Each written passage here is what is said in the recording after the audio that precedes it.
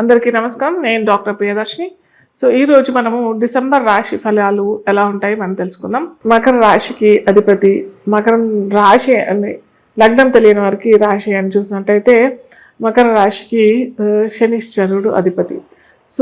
చాలామంది ఏంటంటే శనీశ్వరుడు అని అంటారు. శనీశ్వరుడు కాదు, శని భగవానుడు గారు. శని గ్రహం, నవగ్రహాల్లో ఒకరు అంటే శని భగవానుడు.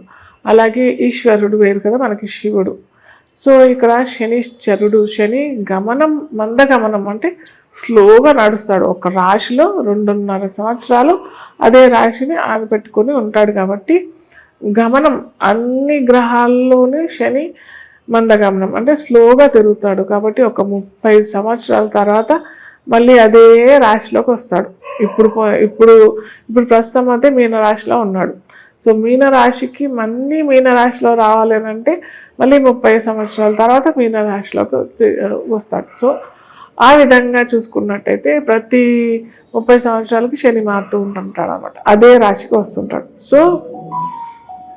ఇలా శని మెల్లిగా సంచారం చేస్తాడు కాబట్టి మనము శనిశ్చరుడు అని పిలుస్తాం.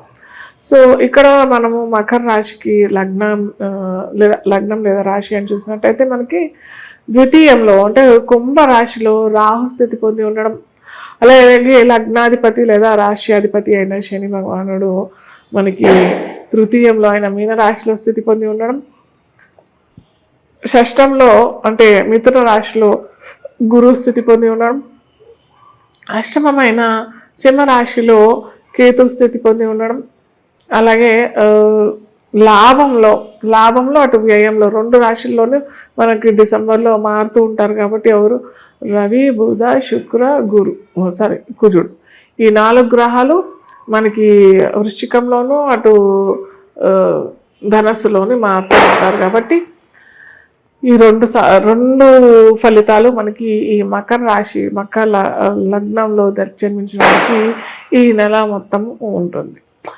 ముఖ్యంగా మనము చెప్పుకోవాల్సిన విషయం ఏంటంటే ఇక్కడ ఆరోగ్యం చాలా జాగ్రత్తగా ఉండడం ఇంపార్టెంట్. ప్లస్ ఇంకోటి ఏంటంటే ధనాన్ని ఖర్చు పెట్టేటప్పుడు కూడా చాలా జాగ్రత్తగా ఖర్చు పెట్టడం వెరీ ఇంపార్టెంట్.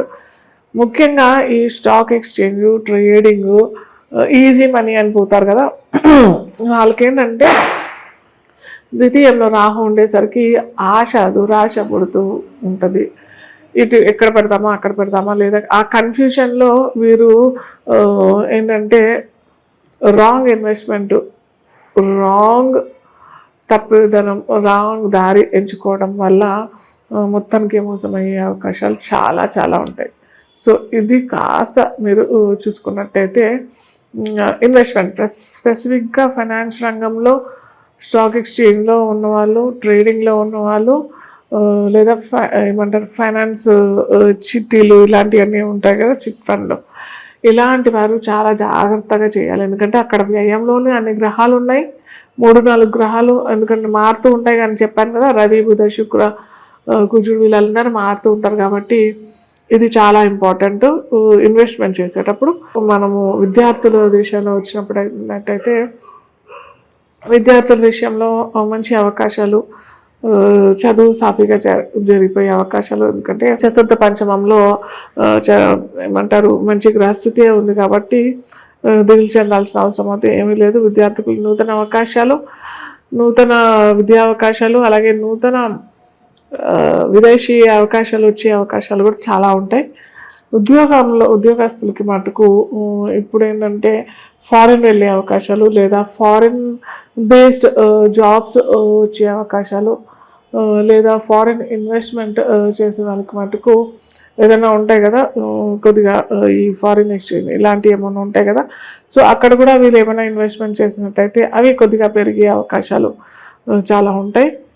ముఖ్యంగా వ్యాపారస్తులు తీసుకోవాల్సిన జాగ్రత్తలు ఏంటంటే ఎక్కువగా నేను ఇంతకుముందే చెప్పాను, స్టాక్ ఎక్స్చేంజ్, ట్రేడింగ్, ఫైనాన్స్ రంగంలో ఉన్నవారు మటుకు ఆచితూచి అడిగేయాలని చెప్పాను కదా. వీరేంటంటే ట్రేడింగ్ చేసేటప్పుడైనా లేదా బిగ్ ఇన్వెస్ట్మెంట్స్ చేసినప్పుడైనా కానీ ఆశ పుట్టే అవకాశాలు, లేదా ఏదో దాంట్లో షేర్స్ ఇన్వెస్ట్ చేస్తారు, లాస్ట్లో ఏమైపోతుందంటే అక్కడ వీళ్ళకి చుక్కెదురు లేదా చుక్కెదురే అండి, లాసెస్ అయ్యే అవకాశాలు చాలా ఉంటాయి. వీళ్ళు ఏంటంటే ఒక్కొక్కసారి లాంగ్ టర్మ్ అంటే ఆప్షన్స్లో కూడా ఒక 4-5 రోజులు లేదా వారం రోజులు ఇన్వెస్ట్మెంట్ చేసి ఆ వారం తర్వాత అమ్మేయటము లేదా కొనుక్కోవటం, ఇలాంటివన్నీ కొనుగోలు అమ్మకాలు జరుగుతూ ఉంటాయి కదా. సో ఇక్కడ వీళ్ళు ఏంటంటే చాలా జాగ్రత్తగా ఉండాలి.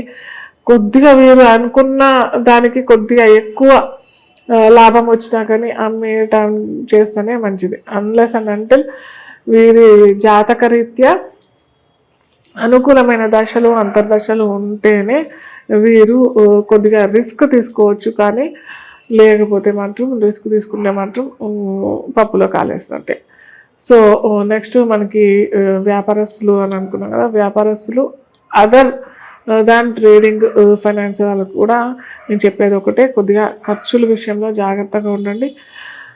న్యూ ప్రోడక్ట్ ఇన్వెస్ట్మెంట్ లేదా అలాంటి కొద్దిగా ఈ 15 రోజులు అంటే డిసెంబర్ 15 తర్వాత కొద్దిగా చేయకపోవడం మంచిది. డిసెంబర్ 15 నుంచి జనవరి 15 వరకు అంత అనుకూలమైన సమయం అయితే కాదు. మిగతా మనకి గృహస్థుల విషయానికి వచ్చినట్టయితే ప్రేమ ఆప్యాయతలు, కుటుంబంలో కొద్దిగా కలహాలు వచ్చే అవకాశాలు మనకు డిసెంబర్ మిడ్ తర్వాత నుంచి బాగానే ఉంటుంది. కానీ మిడ్ బిఫోర్ మటుకు కొద్దిగా అంత సెట్ అయ్యే అవకాశాలు అయితే ఉండవు. సో అవి చిన్న చిన్న చిరాకులైనా కానీ సీరియస్గా తీసుకున్నట్టయితే చాలా దూరంగా వెళ్ళే అవకాశాలు, కొత్తగా పెళ్ళైన జంటలు మటుకు విడిపోయే అవకాశాలు కూడా ఉంటాయి. కాబట్టి కొద్దిగా కుటుంబ విషయాల్లో మటుకు మాట పెరగకుండా కొద్దిగా ఆ కోపతాపాలు విషయంలో కొద్దిగా ఆ టైంలో మీరు నోరు జారకుండా ఉండినట్టయితే చాలా మంచిది.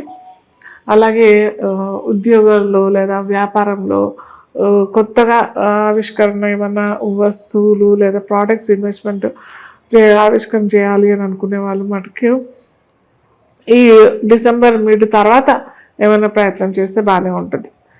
వీరు చేసుకోవాల్సిన పరిహారం ఏంటంటే, మనకి ఈ బ్లూ చామంతులు అని దొరుకుతాయి కదా. ఆ బ్లూ చామంతులు అంటే నీలి రంగు పూలు చామంతులు ఇంకా విరివిగా మనకి కొన్ని పూలు దొరుకుతాయి కదా.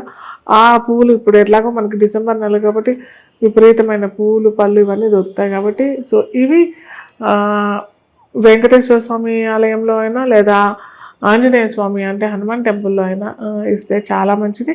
అలాగే నూనె దానం చేస్తే కూడా తైల దానం అని అంటాం. సో అది కూడా మీరు ఏంటంటే